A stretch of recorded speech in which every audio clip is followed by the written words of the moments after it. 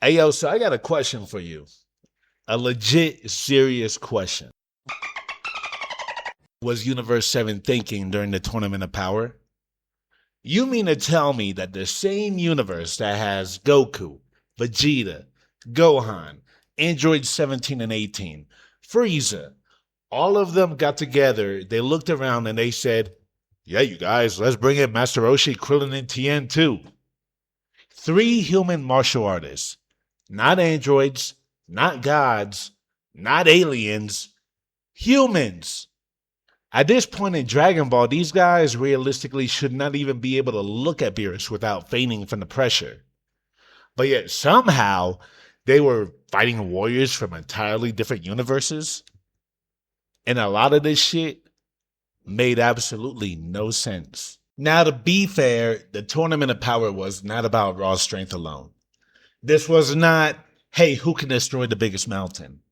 This shit was survival. This shit was strategy, ring outs, teamwork, abilities. And that's the argument right there that people are going to use to defend Roshi, Krillin, and Tien for just being there. And you know what? The argument does help just a little bit. Because Krillin does have experience. Tien never stopped training. And Roshi's old ass has like 300 years of martial arts knowledge. But you know what the problem is? You know what the real issue is here?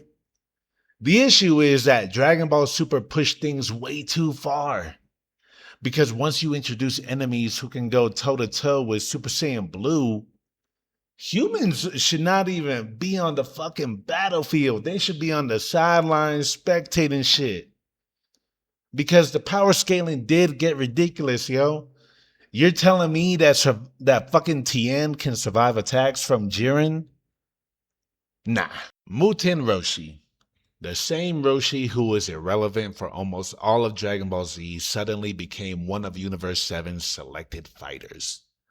And somehow the writers try to convince us that he belonged there. Let's really think about this. Let's really break this shit down. During the Saiyan saga, Roshi was already outdated. By the Android and Cell saga, they completely left his ass behind. During the Buu saga, he was retired.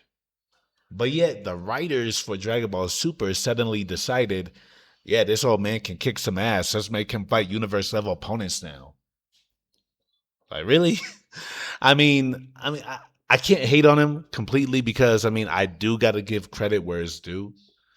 Roshi did have some pretty cool moments, like his Mafuba was pretty useful. His experience mattered. His battle IQ was pretty impressive. His moment before the tournament was pretty dope. But physically, there is no way in hell that Roshi should survive against any of these fighters. Beerus flicks planets away casually. Jiren transcends gods. Dispo moves at absurd speeds. But yet, Roshi is dodging attacks. Clearly, the writers leaned heavily into the old martial arts master angle instead of logic. And I think Roshi was there because mainly Dragon Ball wanted OG Dragon Ball representation. Because without Roshi, the original series barely gets acknowledged. But still, though, there is a difference between respect and forcing relevance. Out of all honesty, Roshi could have and should have kept his old ass on his island. He could have stayed as a mentor figure instead of being out there on the battlefield. Then we have Officer Krillin. Now, Krillin being included does make a little bit more sense than Roshi. And you may ask why. Krillin has consistently been around Goku and everyone, but let's be real. The man became a police officer. He's not out there training with Whis. He wasn't fighting intergalactic threats. He was literally writing tickets and handing in crime reports. And somehow, he selected to help save the entire multiverse. But yes, Krillin is technically the strongest human. But being the strongest human in Dragon Ball doesn't mean much anymore. That's like being the tallest kid in kindergarten when you got Broly around. But check this out. Krillin did contribute, though. His teamwork with 18 was pretty solid. His intelligence helped. He understood tournament strategy. But Krillin could not realistically compete with people like Kaba, Hit, Kale, or Topo. Ain't no way. Everyone knew that. The writers knew that. Even within the universe of the show, everyone knew that. And that's why Krillin got eliminated pretty early. And Dragon Ball pretty much said, all right, thanks for showing up. Now, Tien might actually be the saddest case here. Because unlike Krillin and Roshi, Tien never stopped training. The man dedicated his entire life to martial arts. He ain't never got married. He ain't had no kids. No distractions. His life was training. And somehow, he still felt weak. Back in Dragon Ball and early Z, Tien felt like a serious rival. He was intimidating. He was disciplined. He was unique. Now, he feels like a background decoration. And the worst part is, Dragon Ball Super barely respected him. Tien should have been one of the smarter tactical fighters in the tournament. But instead, he got forgettable moments and an underwhelming elimination. Now, do I think Tien could beat Kaba? Nah. Would he survive against Dispo? Ain't no way. Because Dispo was pressuring Golden Frieza and Ultimate Gohan with speed. Tien would lose sight of him instantly. But I will say this, and I mean this for real. Out of the human fighters, Tien at least earns his spot the most. Because I would even say above Krillin and Roshi, because he actually committed his life to training. Now, I'm sure there's a lot of y'all who would agree with me when I say, thank God that Yamcha was not there. I know people joke about Yamcha constantly, but let's be serious for a minute, yo. If Yamcha would have entered the Tournament of Power, the memes would never end. This man got folded by a Cyberman about 40 years ago? And he still gets clowned for that shit. The writers at Dragon Ball knew exactly what they were doing when they left him out. And the funniest part is that the fans still clown him for that shit. Even Yamcha himself looked offended when he realized that nobody called him. At that point, you should just retire, bro. So why were Roshi, Krillin, and Tien there, but not Majin Buu? Buu would have been perfect.